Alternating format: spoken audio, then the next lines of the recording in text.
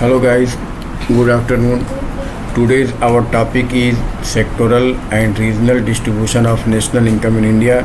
In the last lecture, I have explained detail about the national income and its concept like the GDP, GNP, net national product, personal income, disposable income, GDP deflator like that. National income, it is the money value of all goods and services in a country which are produced in a specific period of time like 1 year. Whenever we discuss about the sectoral and regional distribution of national income, it means ki what are the contribution of different sector in the GDP, like the what are the contribution of the primary sector, secondary sector and tertiary sector.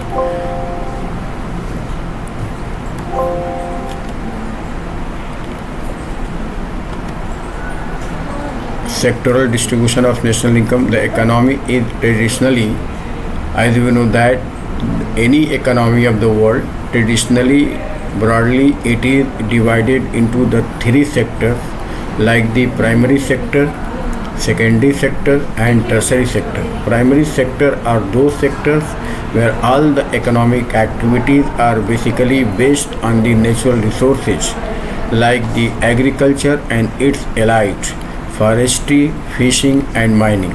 Secondary sector are those under the secondary sector all the activities that are transform raw materials into goods. It means कि secondary sector are those sectors which are basically based on the primary sectors. It means कि all the product of the primary sectors basically used under the secondary sector as a raw materials like the construction, manufacturing, electricity, gas and water supply. Tertiary sectors are those sectors where the activities, services are provided. It means that tertiary sector are those sectors which make the pace, bring the pace in the primary and secondary sector activities like the trade, hotel, transport, communication, banking, insurance, real estate, public administration, defense, etc. With the help of this figure, we can easily understand what are the contribution of different sectors in the total GDP. Suppose that in 1950-51, the 55.4% of the total GDP come from the agriculture sector, come from the primary sector, and 16.1% of the total GDP came from the secondary sector, and 28.5% came from the tertiary sector.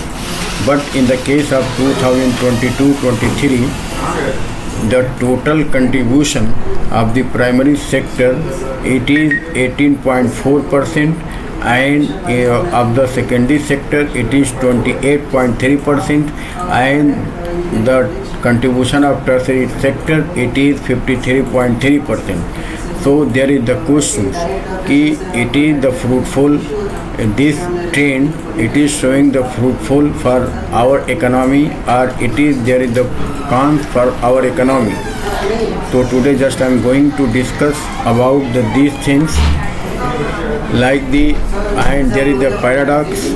Primary sector contribution of primary sector it is equal to the 18% of the GDP, but total employment of 45% of the total workforce are engaged in the agriculture sector, but its contribution in GDP it is equal to the 18%. It is paradox. And in the case of secondary sector, the contribution of secondary sector in our economy it is equal to 28% of the total GDP, but 25% of workforce are engaged. It is again the paradox because workforce, percentage of workforce and contribution in GDP it is not much. And in the case of tertiary sector, the contribution of tertiary sector it is equal to the 53% of the total GDP, and the total number of people of the total workforce, it is engaged 30%. Then what does this means? It means that there is low productivity in agriculture sector due to mainly disguised unemployment, seasonal unemployment, and due to the use of old and traditional technology in agriculture. And also still our agriculture sector is mostly depend upon the nature. It is mostly depend upon the rainfall, and in the case of it is also the highly challenged high growth service sector. IT and finance is skill intensive and cannot absorb the millions of low skilled workers leaving agriculture. It is on the another side, in the case of the IT sector, or we can say in the case of the tertiary sector, there is 53% contribution in GDP and only 30% of the total workforce are engaged. And it means that there is who is highly skilled person is contributed in GDP, and it means that there is no any chance to the semi-skilled labor or skilled labor, those who are migrated from the agriculture sector to the tertiary sector. And whenever we discuss about the regional inequalities, as we know that there are two types of state, like the high income state, like the southern and western state like Goa, Karnataka, Tamil Nadu, Gujarat, Maharashtra, Kerala, Telangana are well above the national average. And whenever we discuss about the low income state, primarily the Bimaru state like Bihar, Madhya Pradesh, Rajasthan, Uttar Pradesh, and some northeastern and eastern states are significantly below the average. How does this happen?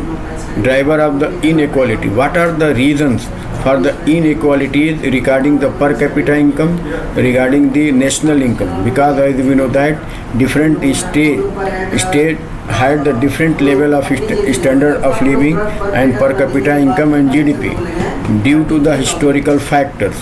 The historical factors like that, when colonial government came into India, when Britishers came into India, only developed the seaport area, which create the inequality among our state in India, and quality of institutions. Some state there is the good governance, like all the south state there is the good governance in comparison to the North India. And human capital, whenever we discuss about the human capital, in the case of south state country, all the south state there is the good human capital due to the high literacy rate and skilled labor. But in the case of North India, there is lack of the human capital and pattern of investment and infrastructure. These are the reasons which create the inequality among the states, and the implications are severe. Why? Therefore, the people start to the migration from rural areas to the urban areas, which is sometimes it is known as the urbanization, due to the searching of the job and due to the other facilities like the medical and education facilities, and political fragmentation, demand for special status, like the Bihar still demand for the special status to take the more advantages, and inefficient resource allocation. Unfortunately, in the case of India, there is not proper allocation of the resources. Even there is the 5-year planning commission, it is totally failure to proper allocation of the resources. It means the 5-year plan, or we can say planning commission, it is totally failed to allocate the resources as per the requirement of the state. And social indicator, low income correlate with the poorer outcome, health, education and nutrition, creating a national human development challenges. To address policy implication. Whenever we discuss about the policy implication to address sectoral imbalance, we need a strong push for the labor intensive manufacturing, make in India concept like that to create jobs for the masses. To address regional imbalance, we need targeted policies focusing on improving governance, infrastructure and human capital in lagging states. The central challenges for India is to transition from a sectoral and regionally unbalanced growth model to the broad-based and inclusive one. Then there is some questions. Suppose that if you were a central government policy maker with the limited budget, would you prioritize investing in the agriculture to improve productivity in the poorest state, or offering incentive to boost manufacturing in the poorer state, or doubling down on the successful services model in the already prosperous state to the maximizing national GDP growth? Day after tomorrow I'll discuss about these three questions. Thank you.